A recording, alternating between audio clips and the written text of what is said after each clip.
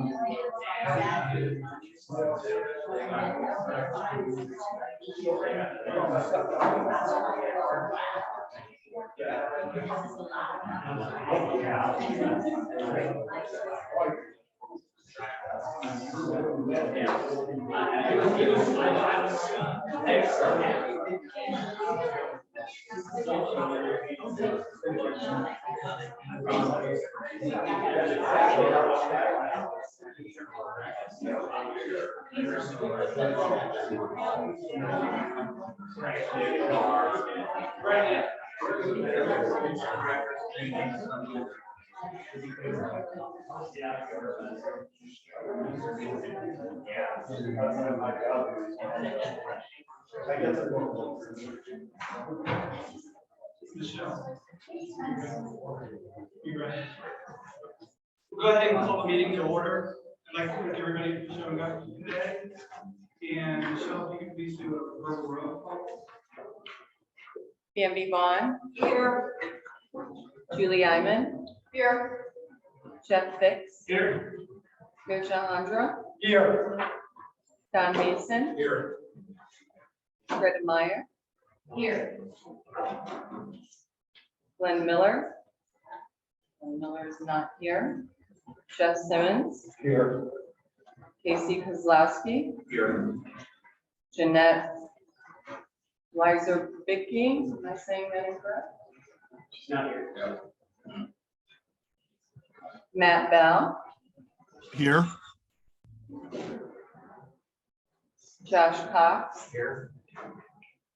Judy Dodge. Judy is not here. Denise Dryhouse. Here. Keith Hohago. Here. David Mattia. Present via Zoom. Dwayne Picarelli. Here. Eileen Shapiro. He's not here. Tom Gregoire is not here. Larry Kidd. Here. Jane Portman. Here, video on video virtually. Michael Rosen. Michael is not here. Chris Smitherman, Present. John Tharp. Not here. Richard Brown, Here.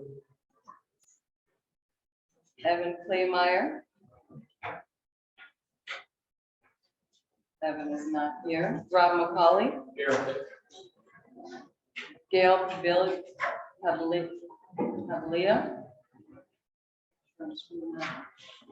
She is not here. Catherine Whittingham. Whittington, and I'm here. That closes out the roll call. We stop Sean. And I'm not included in that quorum count. Sorry. I'm not included in the quorum count. Okay, I'm not a board member. correct. Questions, do we have a quorum? Yes, we do. Great. Thank you, Mr. Chairman, this is a point of order, would it be okay if Mr. Greenhouse joins us? Absolutely. Absolutely. I appreciate the opportunity to help spread out. But thank you, Joe. She has an entire table. I have a whole table. Just, okay. Can I get a share? I'm gonna flip the agenda a little bit and do my welcome update first. So I'd like to welcome everybody here in person and also on Zoom. Thank you for attending the meeting. We appreciate it. And I'd like to welcome a few new members. Casey from Region 13, Southeast County Ashtabula is a new board member. We'd like to welcome him. John Sprague, the Attorney General's appointment on the expert panel. And Greta Mayer has recently joined the executive team. So we'd like to thank each and every one of this three for their roles in the. And Michelle, for the record, Evan, so if you could mark him present, please. I'm sorry, who was that? Evan is showing up, we mark him present, please. For those on Zoom, can you hear us okay? Please raise your hands, or is it better than last month? Okay, good. So when you're speaking, if they can't hear you, please walk to the microphone and speak. With that, we'd like to go ahead and get approval for the meeting minutes. They were sent to your board packets. Motion approved, Stephen. Thank you. Thank you. Any questions or discussions?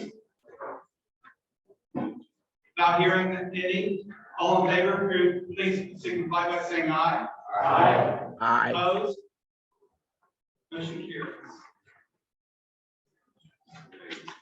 All right, we'll jump right into the items for action. These require board action, and I will turn it over to Catherine for those three items on your agenda.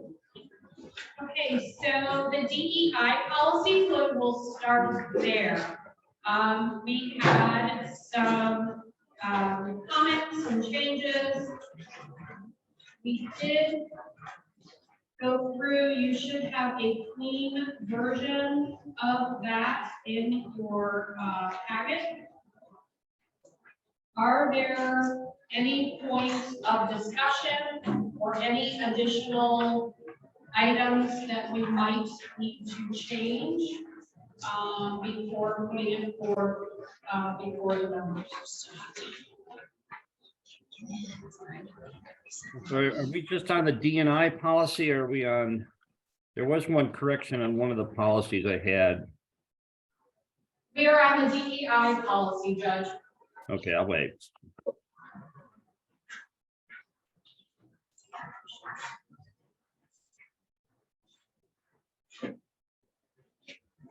So, Patrick, one of the points I brought up on Snap on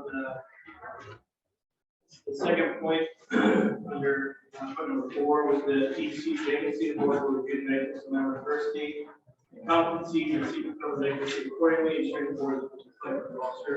The board does not appoint the regions or the governor or the attorney general or council to make those appointments, so we don't have say this is on board. Correct. So I asked to strike that entire board. Which you under 4, yeah. Point number 4, item 2, it starts with each seat vacancy.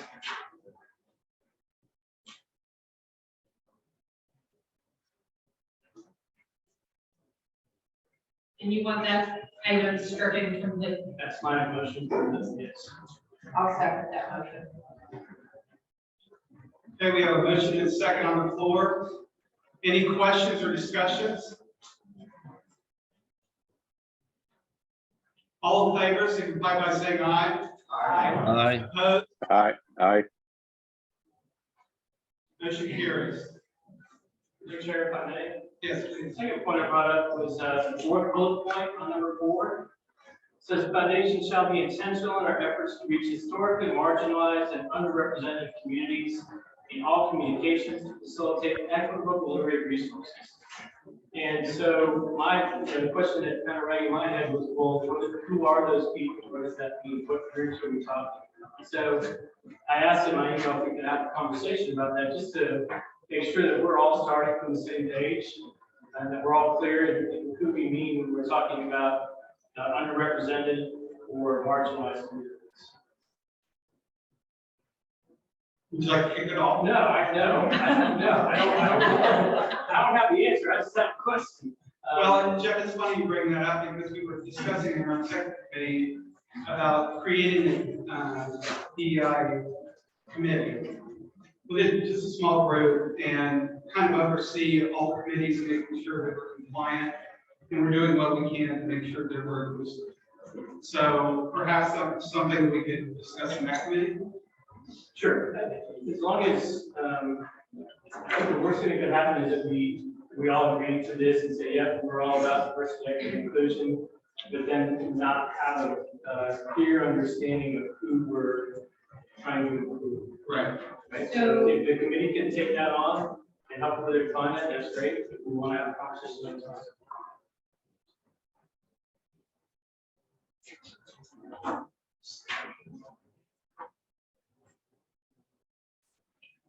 Would any of the board members like to have a discussion today? Would the preference be to take it to the committee, let them come back after discussion among themselves? I'll open it up to the board.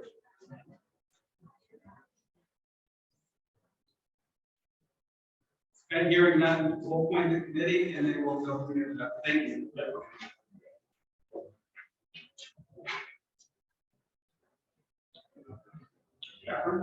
Okay, any other questions, additions, or deletions for the policy? The entire policy with those changes?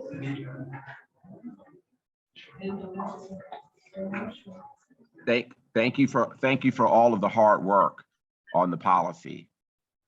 And I certainly appreciate the input and the emails and the details. So I appreciate that. I know that it's a work in progress and it will be refined over time.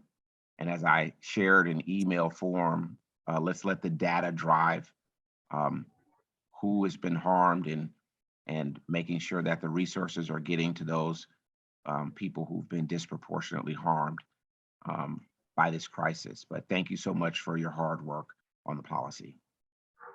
Thank you, Chris.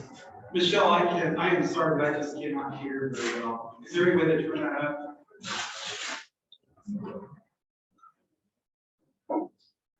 And Catherine, we're talking about next week. Okay. So we are going to move on to the expert panel application.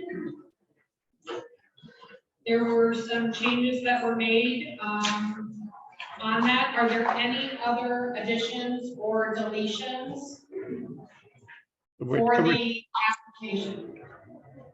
On Judge? I'm sorry, we're in the expert panel policy itself. We're on the application.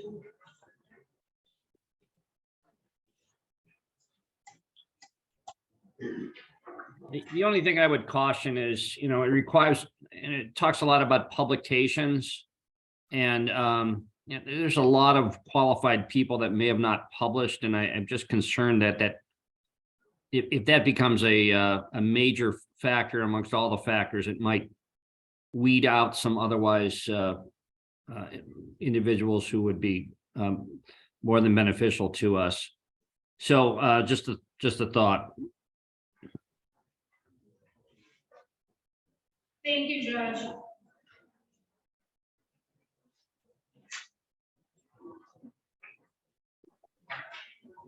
I ask a more general question about this now?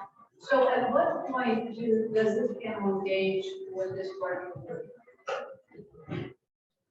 So this panel's responsibility is to work with essentially the grant making committee and to make sure that all aspects of the applicants are being met through having experts being able to assist, to answer questions that maybe we aren't able to do. So they're going to be working directly, for the most part, with the grant committees, and then working with us on the vetting with the applications and making sure those pieces are met. And if we have a question that we are not able to answer with them, they are there for us as a resource to be able to answer those questions that we might not be able to answer.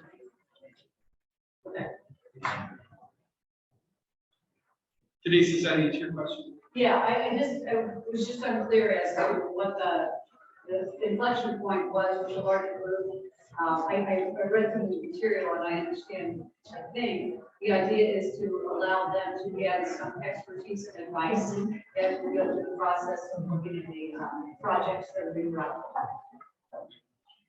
They are going to be a very valuable resource to not only the directors, but to the regions as well, as they are putting projects forward.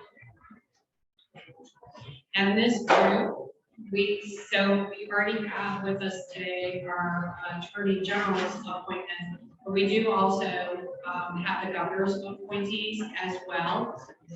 So it's just then a matter of us putting forth, once we get through approving the application and approving the policy, we will then be able to start accepting applications throughout the state for people to apply to be on the expert panel. And then we will be going through the process to choose the 6. I guess, and it's not a question so much as just a comment. So at the local level, I don't know how the other regions are doing this, but we've got experts on our committee is very large. And we've got experts on our committee, so we've kind of implemented this at the local level. So this seems like an added layer, but I recognize that not all the regions are doing this in the same way. Not all the regions are doing this, and this is a directive from the MOU and the code of regulations. So this isn't an option for us. This was built into the MOU as a resource, as a, everybody has some expertise in the areas, but we are not experts on every subject in the area. So having additional people serve in those roles will just bring added value. So let's just go right to the policy. Okay. All right. And has everybody had a chance to review the expert panel policy? Yes, and there's just one change under second page under capital B, the second B, under initiatives to combat stigma. Probably insert the word which after stigma.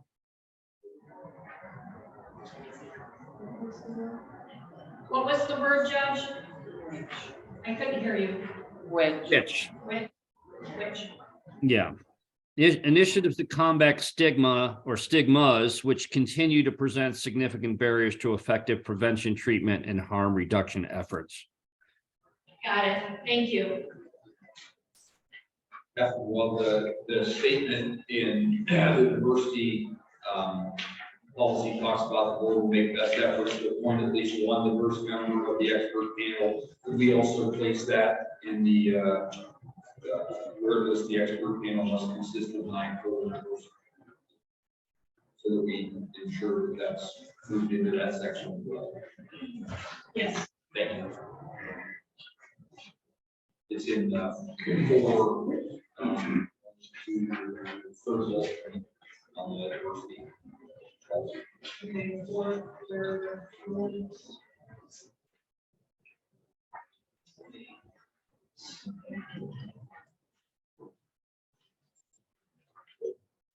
Any other comments? Mr. Chairman, if I may. Yes, please. So I put a couple paragraphs together about what I think is, really critically important, that is prevention, right? And I know we have a little point number E, efforts to advance primary prevention of opioid and other substance use. And that's one of 7 or 8 different points.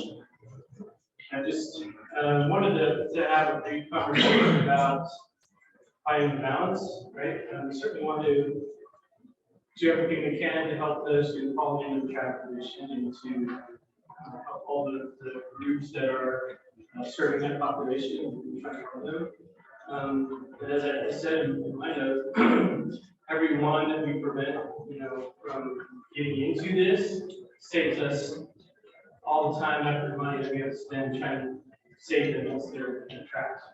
So I'm wondering if there's a better balance that we can find in this document, or if that balance is there in point number B.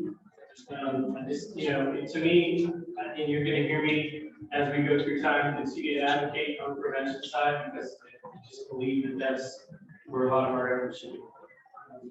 So just want to open up that conversation. So your suggestion is to have greater emphasis on prevention. Perhaps. Are there any comments from the remainder of the board members? I agree with, I'm sorry. I feel like I'm Go ahead. monopolizing here. I agree with the stress on prevention and I apologize for not emailing earlier, but just the recommendations on the expert panel, and we have A through G. Would we consider adding something about supporting workforce development programs, because we still do not have enough labor force who are skilled in this area to help us dig out of the crisis. There's a lot of areas here, and we don't have, frankly, when you look at it, a lot of money to spread around statewide. So I anticipate we'll really probably, and I could be wrong, focus on 1 or 2 initiatives with our funds on a yearly basis, with what may be left over after the distribution to the regions.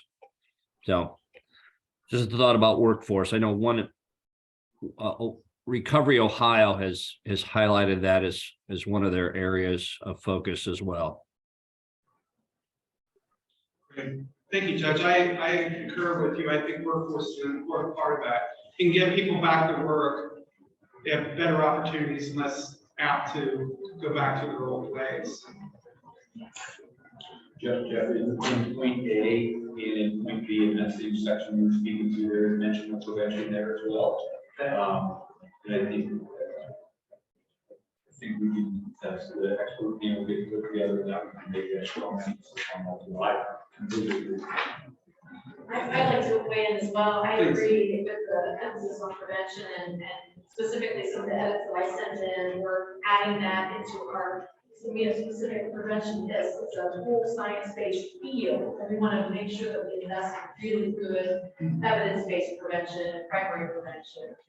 So I think because it is, as Keith mentioned, in a couple of places, and we're saying primary prevention specifically, as well as the credential folks we want to represent us on the expert panel, represent those areas. We want to look to be inclusive there. So I think that's. I appreciate you all hearing me out. Like I said, I'm going to be bringing this up for as long as you hear me. It feels like we've got it covered, so we're good. Thank you. Thank you. And one of those lines, I just want to say, are we just kind of working on policy for grants? And one of the things we're hearing around here is everybody wants best practices being done for prevention. We want to make sure it's something that we invest in addition to track record research. That goes very long with that. And there's something we have to keep in mind. There are best practices out there which would support people. The funding and dollars behind best practices. And just a comment, so all of these items that the judge and many of you here in person have brought up are listed in the appendixes of the MOU as allowed items for these dollars.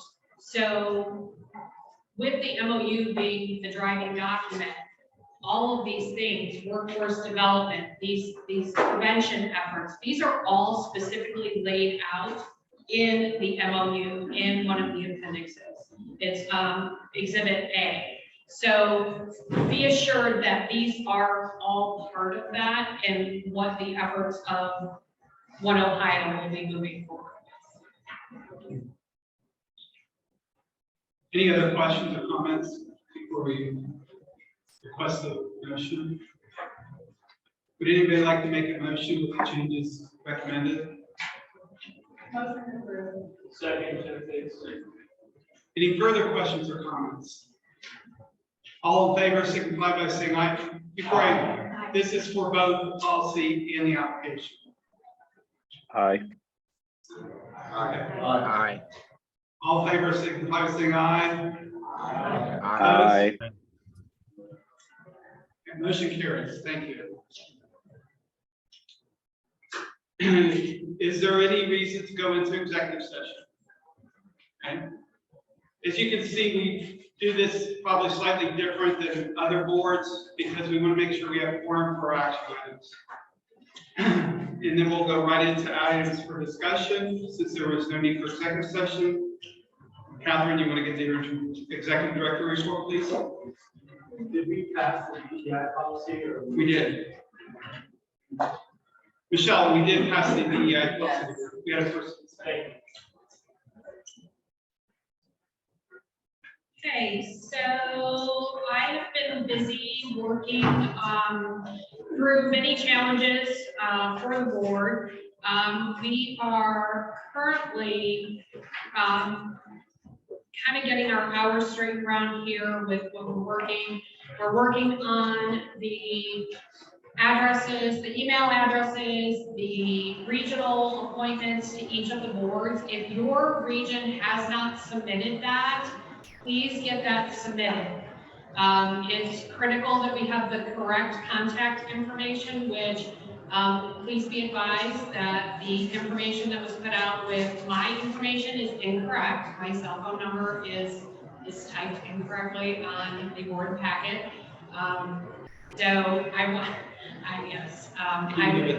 yes, it's 440-994-9101.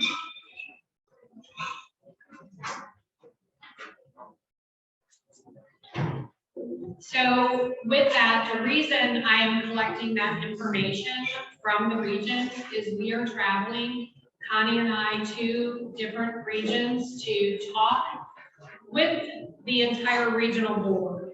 And that being said, the purpose of that is that we want to make sure that all questions are being answered. Everybody is on the same page for what our mission is, what the vision is for this, where are we at, what have we done, where do we still need to go, what still needs to be put in place. So we will be updating. Some of these meetings will be in person, some will be virtual. So far, we have confirmed meetings with Region 11, 14, 15, 7, 18, and Region 17. We are looking to get a new date because the original date I'm not able to attend. So if you can submit another date or your next meeting.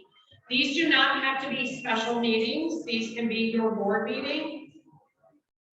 Some of them I can attend in person.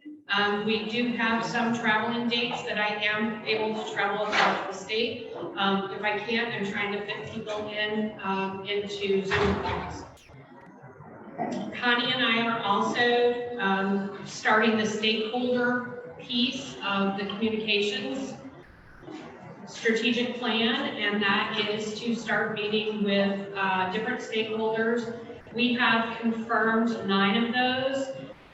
We're meeting with the Ohio Hospital Association, NAMI, the Ohio Associations of County Behavioral Health Authorities, the Ohio Citizens Advocates for Addiction Recovery, Ohio Judicial Conference, Ohio Association of Community Health Centers, the Multi-Ethnic Advocates for Cultural Competence, and the Mayor's Partnership for Progress as well. So we still have many to go, but in my first 3 weeks, we have scheduled 9 of them with 2 pending dates and 4 or 5 that we're still working with to get on the schedule. Kevin has added a committee section under the meeting tabs. So if you wish to have your committee meeting or your regional meetings put up there, please let me know and we will get you set up to do that. Also, I've been chosen to participate in the NACO Opioid Solutions Leadership Network. Their goals of the network are to evaluate the role of counties effectively investing settlement funds to save lives and address the needs of people with substance use disorder. It's also providing a platform for county leaders to share knowledge and offer support to their counterparts across the country. This I'm very excited about because I will be able to bring back to this group what other communities, what other stakeholders, what other states are doing with their settlement dollars. Perhaps everyone was the NACO is the National Association of Counties. I am a vice chair for the Health and Human Services Committee. There were 30 people chosen across the nation to be part of this group. We will be meeting about 4 or 5 times over the next 6 to 8 months. And so I'm happy to be able to share any information from other states, counties, other stakeholders as well. Pennsylvania, I will be reaching out to later this week or early next week. They have set up mechanisms to distribute their state share through foundations and trusts. So I will be talking with them to see what innovative ideas they have and how they've established their infrastructure as well. Let me just add that it's a wonderful, NACO's great. And you're going to learn so much information and you know, so thank you. Yes, anytime you can be part of an association, it brings a wealth of knowledge back to your area. The other item that I have started working on is an outline for a strategic plan. And with that, I would be requesting that a committee be put together for that, because as I put together the vision, the mission, and we go forward with that, I'm looking at a strategic plan for the first 2 years only. And the reason being is this year is our infrastructure year. We are building that infrastructure. Our second year will be our first year after that infrastructure is built and our first round of grants go out. So it'll be our second round of grant funding going out.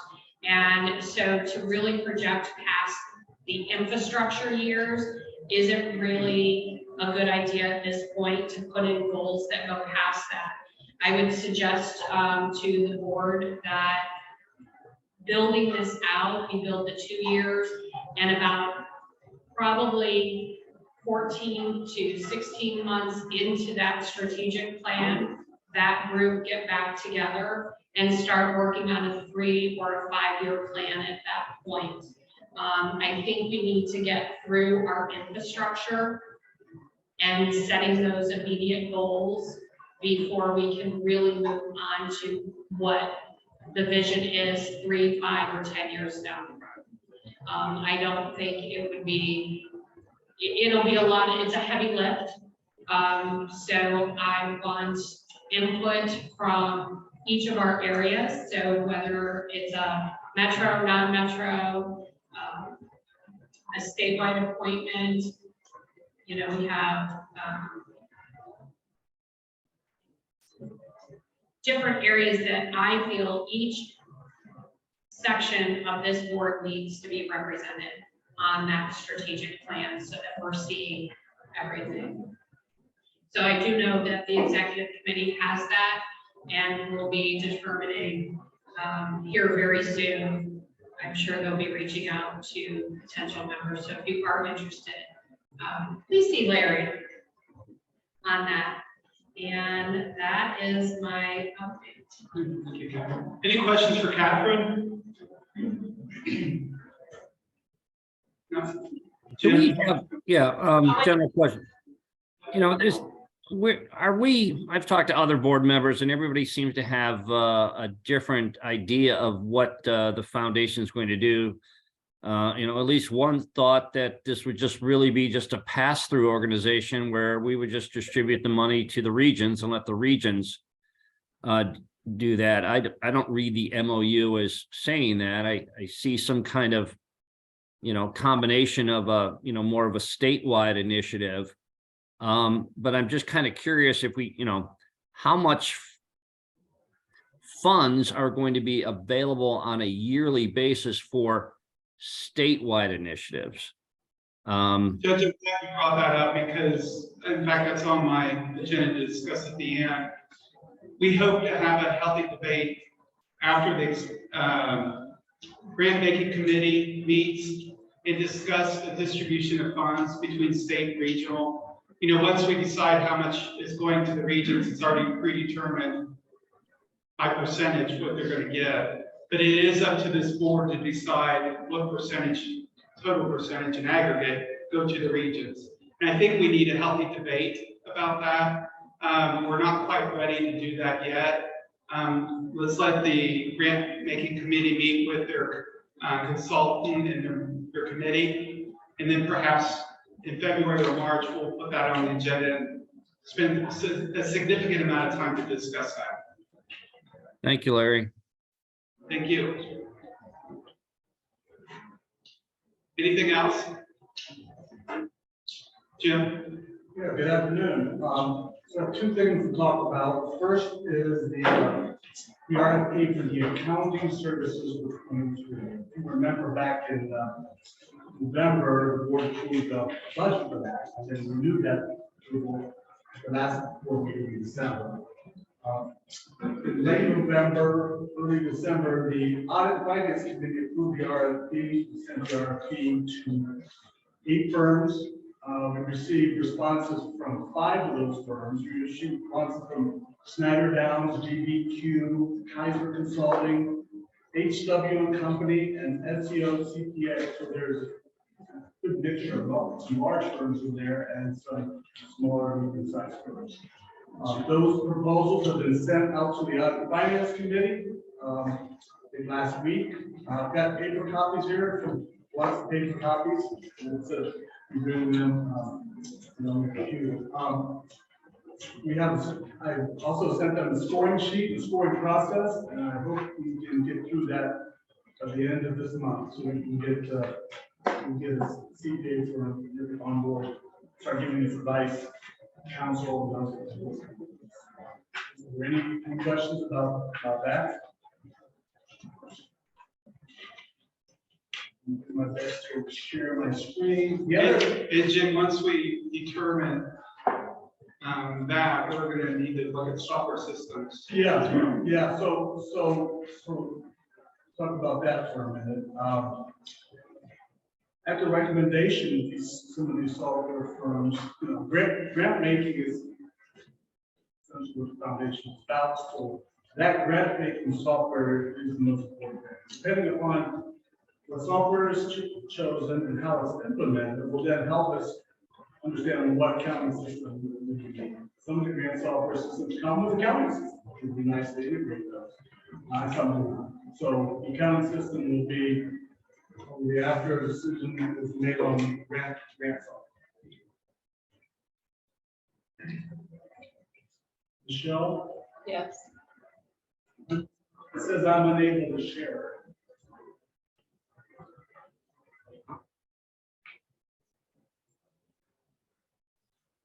So in your packet,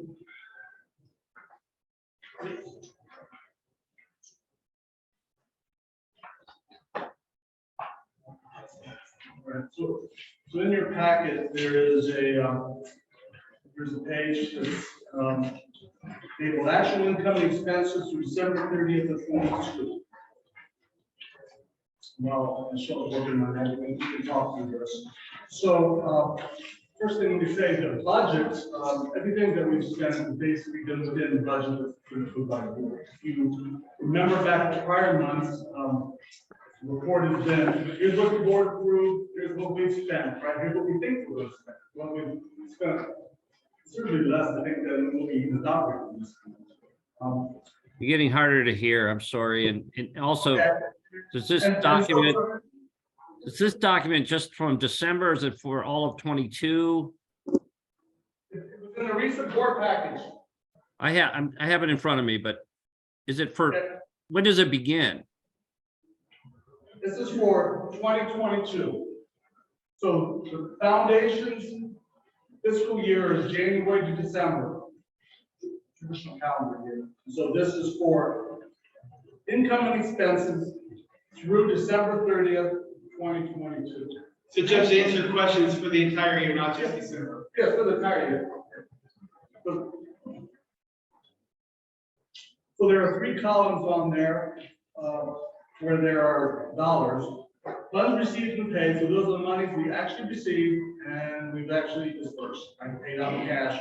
And at the bottom of that, you'll see a cash balance. So that was our cash balance as of December 30th, 2022. The next column is payables, right? We're on an accrual system, so these are payables, which are actually 22 expenses, even though we haven't paid them. Right? So I included those in payables, and then the far column is the total expenses for the foundation for full year of 2022. I think it was early October, we received the McKinsey funds. We received $1 million there.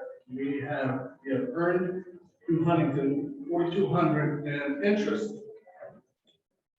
Give us a total of $1 million, 4,200, right? Then the professional services. I think you've all seen those before. There isn't anything really new on this sheet. Mr. Chairman, if I may. Yes. So these are all expenses that we've increased in the past, not maybe we're gonna have a real issue with them. My question is, so I continue to get an email every third or fourth day from someone in my region saying, hey, have you got out the money, right? And then so today they will say, well, we haven't gotten the money in yet, so we can't figure it out. And by the way, we're going through those processes. Question is, do we have a timeline when we think that money will be coming in and We're actually going to address it in the timeline, the very next section. Very timely, Jeff. Thank you. So do we need a motion to approve the financial report? Jim, I don't know. Are you done? Yeah, if you don't have any questions, I'm done. I mean, Like I said, this is all stuff we've agreed. I mean, there's nothing to approve. But we can approve the finance report. I'll make a motion. But before you do, I just want to remind everybody, McKinsey funds are outside the MOU. So this was from the AG's office on a different, it's a different group of funds. So with that, Jeff, you want to make? Yeah, I'll make a motion that we accept receipt. Second, Any questions or discussion? All in favor signify by saying aye. Aye. Opposed? Great, motion carries.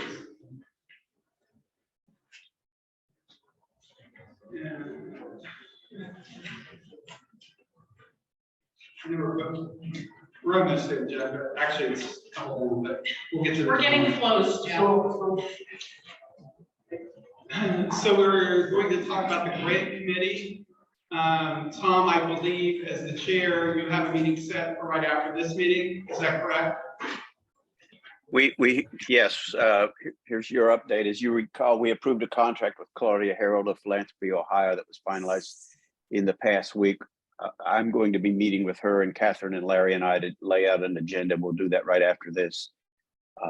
And hopefully I'll be able to hear a whole lot better than I'm hearing right now on these online meetings. So once we get that put together, we'll get the entire grant committee together, I suspect later this month, and please make your calendars as flexible as you can. We have a lot of work to do. I wanted to comment on the judge's point that he raised earlier. It is important to clarify that the distribution model, the board will have the final decision on that. And as he notes, there's clear guidelines in the MOU for a more intentional distribution, just a pass through. But that's a process we're going to design, and we're going to, as Larry suggested, we're going to have a lot of conversation about and work through on that. I would hope it's just a few short meetings before we get a draft policy out to you, and familiarize yourself with the MOU and our governing documents, because they are fairly clear on some of these things. But we'll put together a nice document that will be the basis for our discussion going forward. That's what I have to report, Larry. Thank you, Tom. Any questions for Tom? Yes, Dr. Rosen. Go ahead, Dr. Rosen. You're on mute. I had no questions. Okay. I have a question. Yes. The second most asked question, first one was money. Second question on the regions is there going to be a template standard grant application RFP? And most of the regions are kind of struggling with developing RFP. But there's going to be a template to make all our lives easier and all the regions that they do. So for those regions, there are some regions that have already moved forward and have that process in place. And then for the other regions, some are waiting until the process is done here so that they can take that template that we will be using and tweak it or modify it to fit their region. So anything that is created at this level, the regions are able to take back and utilize. And either keep it the same, or you can fix it to, adapt it to your region, because every region is different.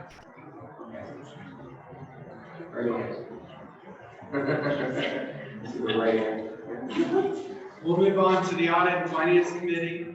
Jim just gave us finance report and talked about the RFP for the CPA firms. Jeanette's not here today, so in her absence, there's not much else to report other than we did establish an account at Key Bank, as we discussed last month. Got the approval to do that. So we're in the process of finalizing the setting up the account and talking to them about how that operating system would work with them. Any questions regarding audit and finance? Okay. The Executive Search Committee, some of you have talked to Kittlemans, Michelle from the organization. I think she's in the process of finishing up her interviews. And she and I had talked about her coming in to one of our board meetings and kind of discussing in a very global level about some of her findings with our board, and let us know where we stand on that. So I'm hoping we'll be able to do that in February or March. Any questions regarding that? All right. And moving right along, unfortunately, Marty couldn't be here today, but we did get some update on the litigation. And Dawn, as an attorney, if you don't mind giving your opinion of what your thoughts are, high level. Thank you. Again, the two cases, one at Common Pleas, Franklin County, one in for the Ohio Supreme Court. Both are still open. No decision has been made in Franklin County Court. I believe all the filings have made are up to date with the Ohio Supreme Court. So we're just basically working through those processes. Any questions regarding litigation? Okay, moving right along, we'll jump right into the timeline draft. And Catherine, I'll turn it back over to you. Great, thank you. Just so you know, this is an extremely aggressive timeline. So it was more aggressive, and then I backed it out. So as you can see, with going through it, and I'm not going to read everything, but this January 17th, we have a meeting regarding the 1023 application. We are looking to, which is the 501c3 application. We are looking to file then soon after that meeting and get that done. I am working on a rubric for the expert panel, and I will be presenting that for committee review. That is the scoring guide for choosing the expert panel. Catherine, while you're on that note, I'm not interrupting, sorry. So now that we've approved the application, are we to send that out? So that will be one of my tasks, is to get that application out next week. I will work with Connie and with Kevin to get that out. We'll have it available on the website so people can be directed there. Connie will be working to, I'm sure, do a press release in regards to it. So it's just a matter of cleaning everything up and making that happen by next week. Thank you for that. So once you have a cleaned up application, we send it out to the board, so. Absolutely. My region. Absolutely. Thank you. Moving into February, we are hoping that after our meeting with Claudia today, who is the consultant that we hired for the grant committee, we'll be meeting with her today. Hopefully then we will convene and get everybody together on the grant committee and get a draft grant policy for the board to review in February. Now that is going to be a very heavy lift. I'm hoping that there will be a draft. That is our goal. With that being said, that, you know, as we move through here, you know, we're hoping for grant software presentation, or at least having something to present to the board at that point. We'll be hopefully ranking the expert panels in February. March, moving along, expert panel selection, approval of the grant policy, and then meeting to decide the appropriations. That's where that healthy discussion is going to come into, that we need to really look at what percentage of the dollars are going to be going back to the regions for allocations, and what will be set aside for statewide. In April, I'm hoping that once we have a grant policy in place, we will have completed all of the items that the Attorney General had asked us to do. The grant policy is the last piece to that financial puzzle. So with that, I am looking that we would be able to reach out to the Attorney General to help us start the process to get those funds to us by April. So with funds not getting to us till April, as you can see, we will in May have to pass a resolution determining that amount that we are going to be pushing out for the regions and for statewide. We will then also, I will be working, speaking with the personnel chair today. We will start the process over the next several months to get a personnel policy in place. We have multiple policies under personnel, as many of you know, who are part of any organization. There are many policies that have to be put in place. We have to have that in place by the time a permanent executive director is chosen and hired. Moving along, you know, mid-May, hoping to put the grant cycle out there and announce that. Opening the portal to receive statewide and regional projects by the end of May.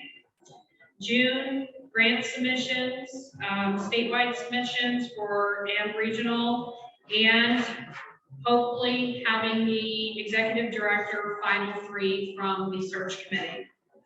July and August are going to be really review process months. We are going to be receiving an incredible amount of applications for funds that will need to be reviewed. I don't think it's something that can be done in 30 days. I'm thinking 45 to 60. So I allowed for 2 months for that. Also in July, having the final 3 names being submitted to the governor for his choice as to who will be named the executive director. September, bringing everything back to the full board for approval, and then grant distribution dollars going out October 1st. Now, this timeline is aggressive. It is also dependent on this board making decisions, participating, and moving all of these things through each month, so that we can stay on task.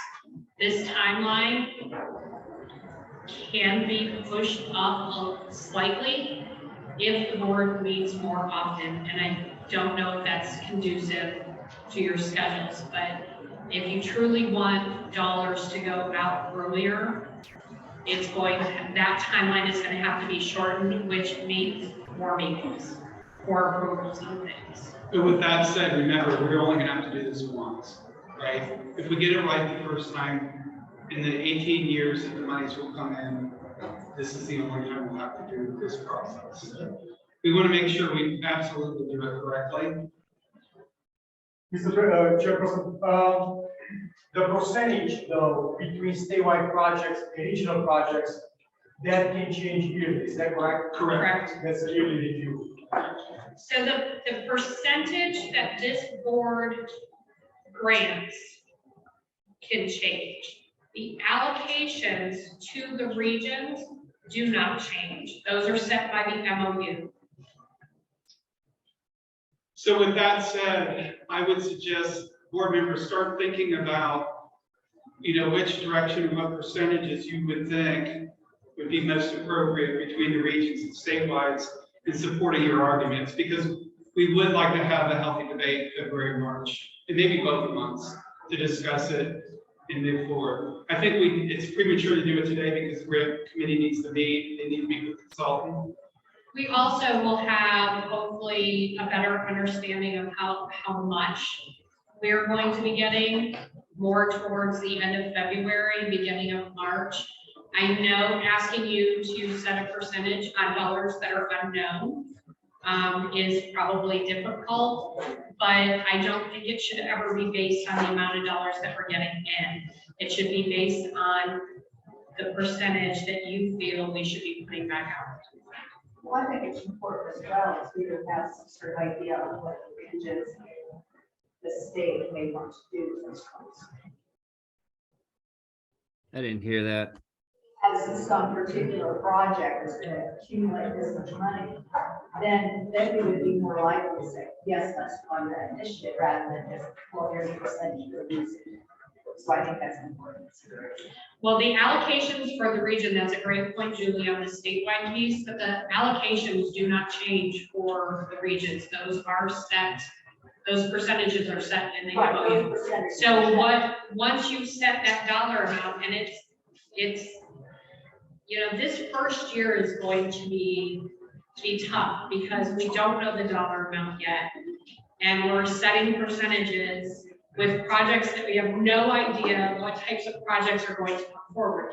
As the foundation moves forward as years to come, we are going to see historically projects coming forward, and we'll have a better understanding of how that money can be used, put aside for statewide, those types of things. So I think that's why I made the point of a 2-year strategic plan, because this first year and the second year will start giving us the information that we need to move forward over the next several years. I have a comment. So we have this pot of money, right? And we're talking about dividing that pot of money into regions. Each region gets their allocation of that portion of the pot of money.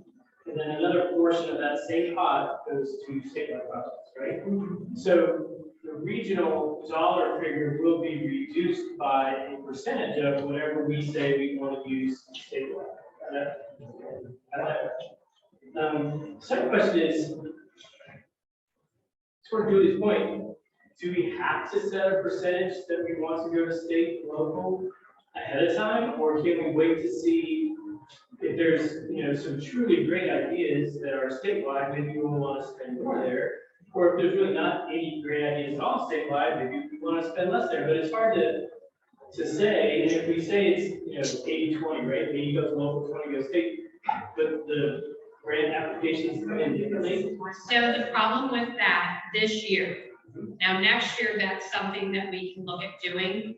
This year, the problem is that the money will come before anything. So we have 90 days from the date that money is deposited to pass resolution as to the percentages.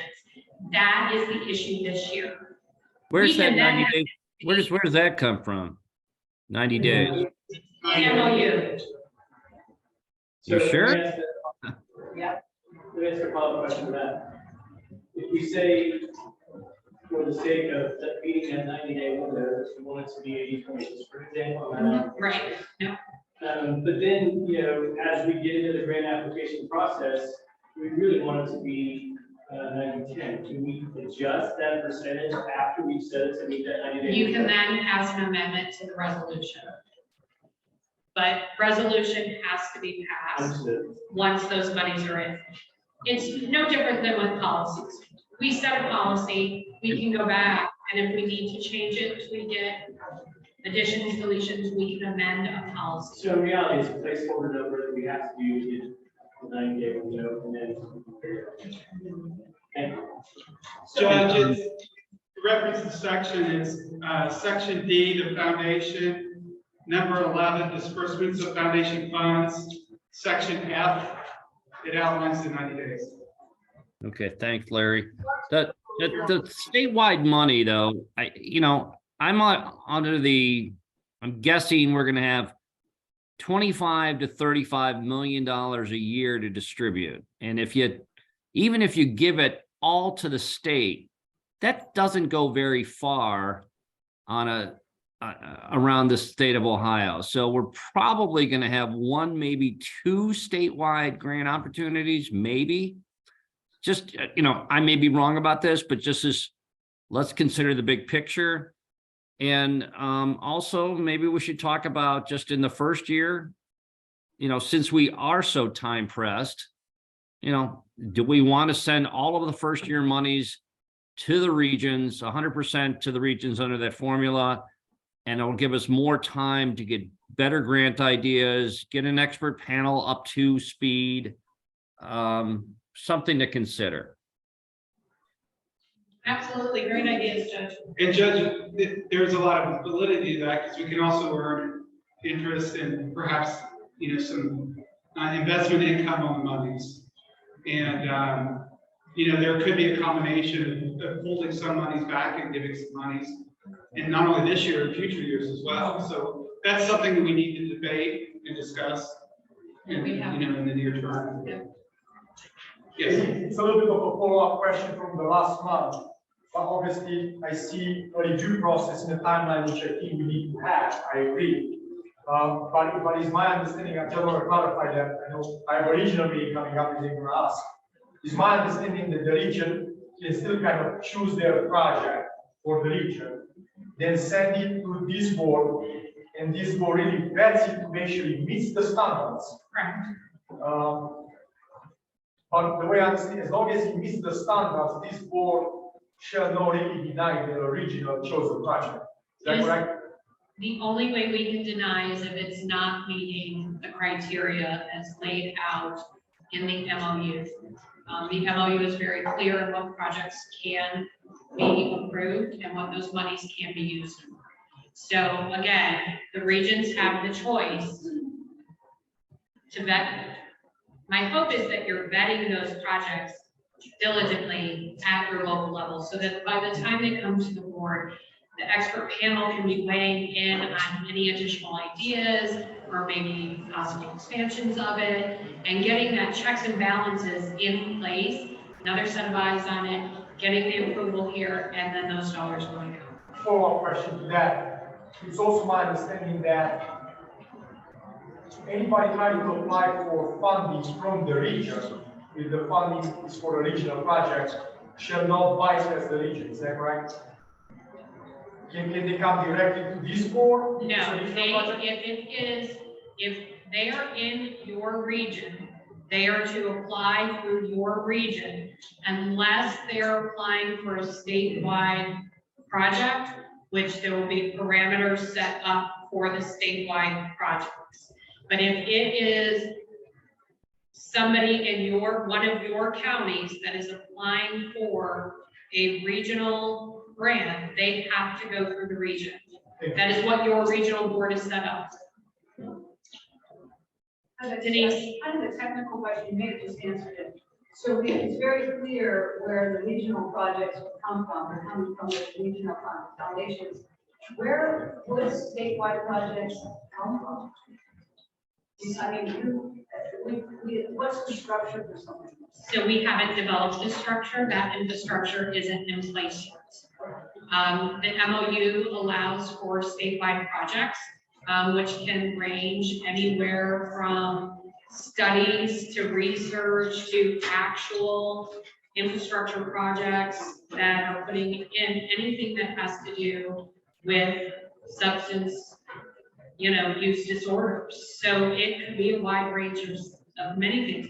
We also may notice that as we go through and regions are sending in their applications, we may have multiple applications coming through from different regions that are the same. And at that point, when you see multiple items coming through the need across the state, that may be something that we need to look at then as a statewide initiative versus just piecemealing it into certain regions. So there's multiple layers to that as to how that infrastructure can look. Denise, one of the statewide, I'm not suggesting we would go this route, could be early education. Starting in kindergarten or first or second grade, talking about the abuses and being able to identify what to do and, in your household. Again, I'm not suggesting that, but that could be something that could, we could get the state to embrace and, perhaps get some help from state or use our funds to do a project similar to something. Yeah, I just was wondering, it's so clear where the regional representation comes from, and I'm very confused about where it's statewide. So we're tasked with actually setting that infrastructure. Denise, there may be organizations that have multiple locations across the state that provide some sort of opiate use disorder, that they want to pull all of those and say, look, we have multiple locations across the state or multiple prevention programs across the state, and we would like to implement this statewide. So we may have things like that as well. And I can explain that. I understand the rationale. I know this is not the time for the debate, but to the point where each region is very distinct and unique, something like that was popping up in like six or seven different locations may not be a good fit for others. So I know this is not the time for debate, but I do want to offer that.